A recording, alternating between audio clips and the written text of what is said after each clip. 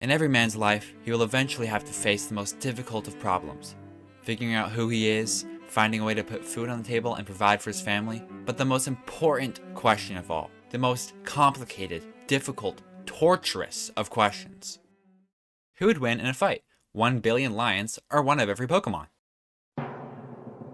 1 billion lions versus Pokemon is not 1 close. billion lions would somehow A defeat billion all lions would Pokemon get in a battle. whooped by every 1 single billion one. isn't that much. And I'm Don't joined say today by this Jane Animations, who doesn't seem to This think is so. going on since the sixth generation of Pokemon. Why? Because when you do Earthquake in the game, you don't hit all the other Pokemon in the bushes around you. You hit the Pokemon you are in a fight with. 1 billion lions.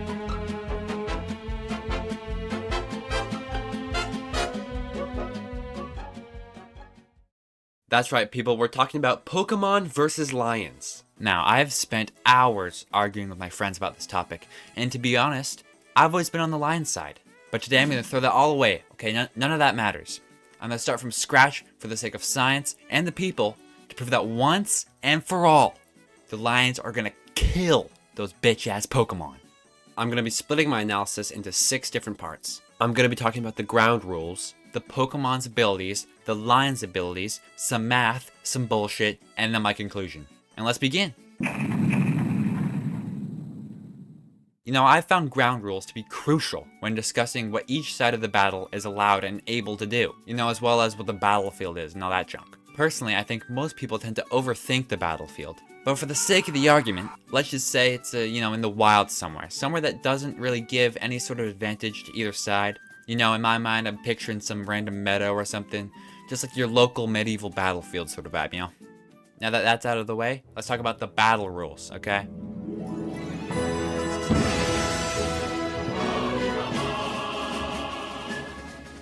And this is where the controversy really starts, because I think since the Pokemon video games came out first, that should be what we focus our knowledge on the most. You know, not these other types of Pokemon like the shows or even the card games, because all that crap is based on the games. Not to mention the games keep the most consistent rule set of all.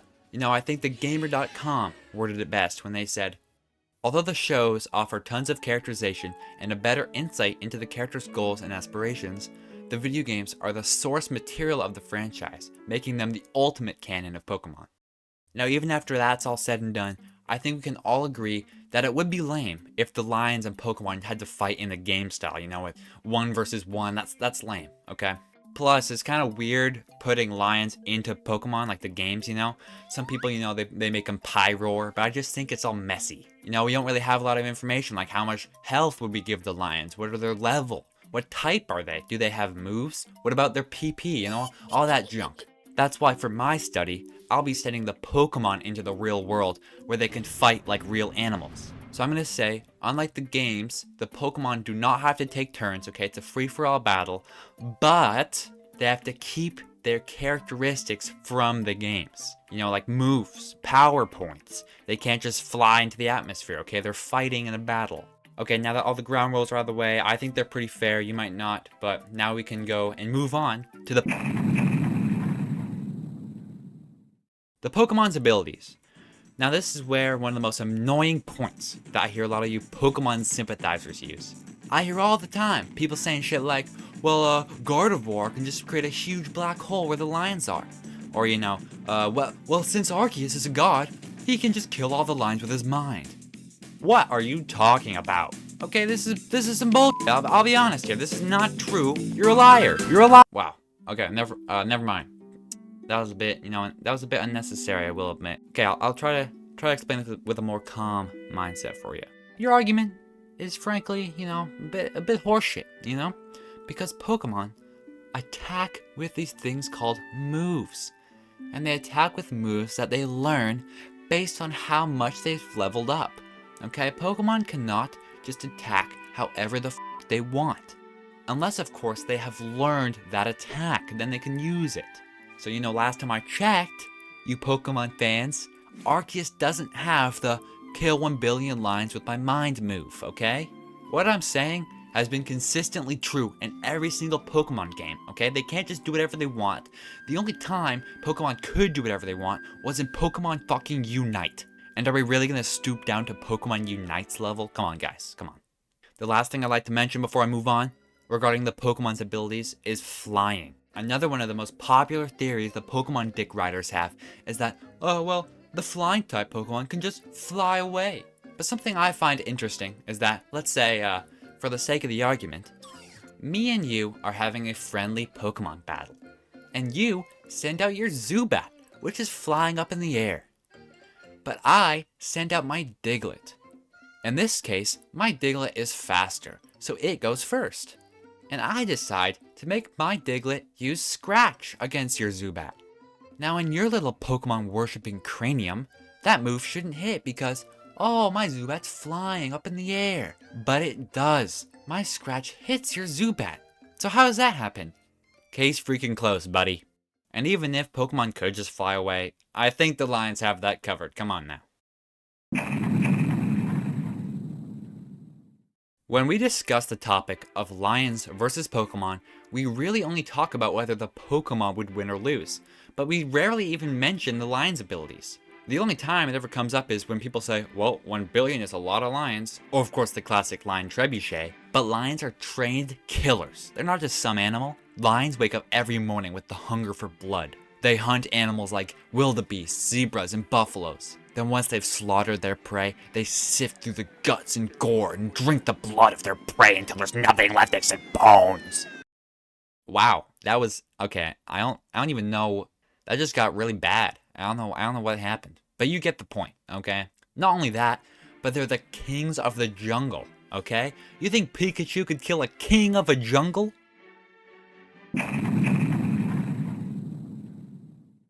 Now that that's out of the way, let me put the cherry on the frickin' top, buddy, by going Mark Rober on your ass.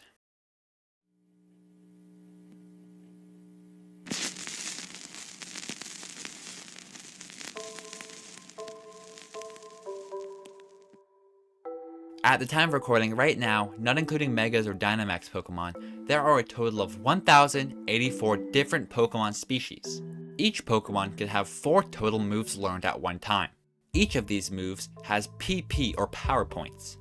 If you didn't know, each move can only be used the amount of times equal to its power points. So let's say a move has 10 PP, it can be used 10 times before the Pokemon needs to rest or use some other form of regaining PP. If a Pokemon runs out of power points for each of their moves, they can't fight anymore. They just struggle, as the games call it. Editing Luke here. So yeah, actually I made a little error. Struggle actually does do a little teensy little bit of damage, but it also does recoil to your Pokemon. So it wouldn't really change much. Anyway, continue on. Now for the math. So let's say each of your 1,084 Pokemon has 4 attacking moves, okay? And let's pretend that each of these attacking moves has the max of 64 PP. So that means if every single Pokemon's PP and moves are maxed out, that would mean that 64 power points times 4 move slots times 1,084 Pokemon. This adds up to 277,504 total moves. Now let me help out you Pokemon fans even more by, let's say, making each one of these moves one-shot every single lion. Simple math right there, buddy. That doesn't even kill 300,000 lions. Okay, now without thinking, without doing any math, without pulling out the calculator, 300,000 lions dead, you probably think maybe that's what? That's like 3% of the lions? No, buddy. You're way off. You don't understand. 300,000 lions dead? That's only 0.03%. Mind you, that's if every single Pokemon had max PP and one-shot every single lion. Now just for the sake of it, let's say each of these moves somehow killed 2 lions. Well sir, that's only 0.055%. Okay, now we amp it up. What if each one of these moves somehow killed 1,000 lions each? That's still only 27% of 1 billion. So buddy, you're not even close, okay? And do you really think a Caterpie is gonna kill a lion? Do you really think a Rattata, a Weedle, is gonna kill a lion? The numbers just don't add up, pal. Your Pokemon are done. They're done.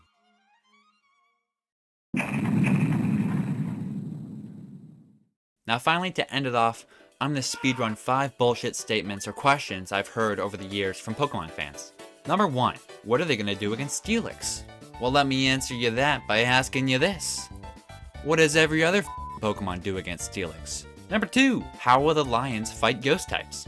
Good question, and I have 2 different answers for you, and why don't you just pick whichever one you like best.